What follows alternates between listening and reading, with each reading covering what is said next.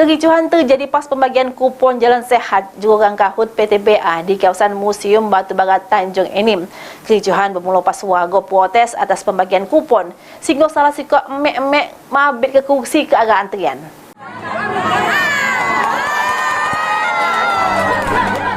Kursi terbang memicu kericuhan pas pembagian kupon jalan sehat rangkaian HUT PT Bukit Asam ke-42 tahun 2023 di pelantaran Museum Batubara Tanjung Enim, Kabupaten Muaro Enim.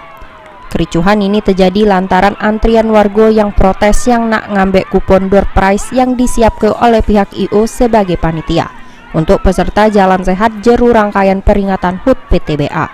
Warga ngerasa kalau pembagian kupon itu terlalu bertele-tele karena antrian warga cukup banyak sampai memicu protes dari warga kepada panitia yang membagi ke kupon. Dari pantauan PAL TV di lapangan, awalnya pembagian kupon ini tertib. Sesudah selang beberapa lama, warga mulai banyak berkumpul di pelantaran Museum Batubara, sehingga membuat suasana kredit yang ngerepot ke panitia acara. Tak lama terjadi perdebatan antara warga dengan oknum emek-emek yang tegak di pucuk kursi.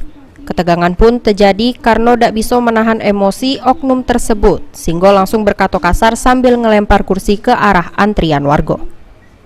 Warga yang tak sempat ngelak sampai terkena lemparan kursi di bagian kepala sama tangan.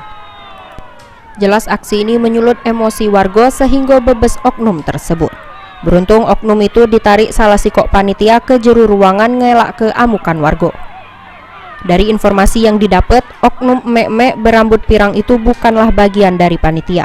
Bisa dipastikan oknum itu cuma wong yang ngebantu panitia untuk membagi ke kupon.